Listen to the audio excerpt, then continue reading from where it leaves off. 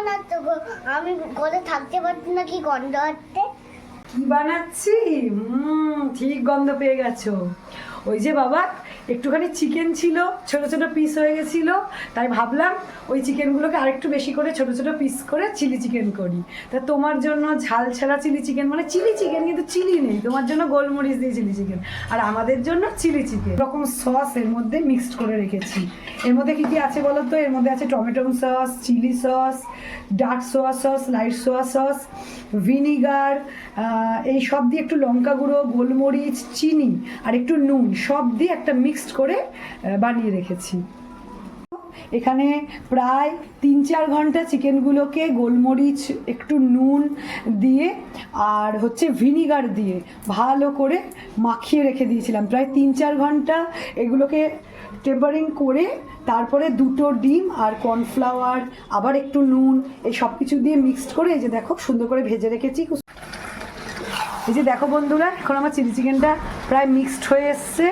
সাদা তেলের মধ্যে পেঁয়াজের এই যে কিউবগুলো, সবুজ রঙের ক্যাপসিকাম, রেড ক্যাপসিকাম, ইয়েলোটা আজকে পাইনি, ইয়েলো বেল পেপারটা পাইনি, আর কাঁচা লঙ্কা লাল আর সবুজ দেখে, আর আদা রসুনের কুচি, জুলিয়ান করে আদাগুলো আর রসুনের কুচি দিয়ে ভালো করে একটু সল্ট দিয়ে নুইয়ে এলে ভাজা চিকেনগুলো দিয়ে দিয়েছি। আর যে তোমাদের দেখালাম সব রকম সসকে এক জায়গায় মিক্সড করে রেখেছিলাম, সেগুলো দিয়েছি।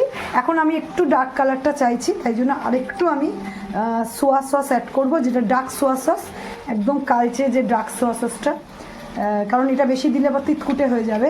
তো এই সোয়া সসটা একটু দিলাম।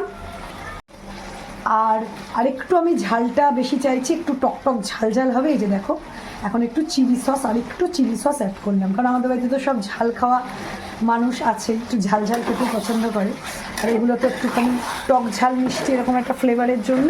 আর মিষ্টির জন্য তো টমেটো সস দিয়েইছি, এছাড়াও চিনি অ্যাড করেছি, কারণ একটু চিনি না দিলে ন্যাচারাল মিষ্টিটা আসে না। তো সব কিছু দেওয়া হয়ে গেছে, এই যে দেখো।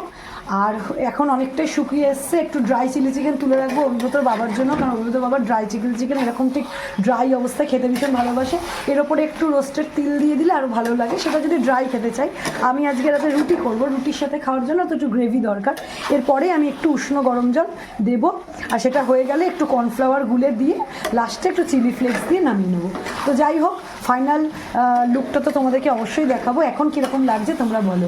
আর কে কে এইভাবে চিলি চিকেন করার আগে একটু ড্রাই খেতে ভালোবাসে, যেরকম কষা চিকেন আমরা একটু তুলে খাই, এরকম ড্রাই চিলি চিকেন কে কে ভালোবাসো কমেন্ট বক্সে কমেন্ট করতে কিন্তু ভুলবে না। টাটা।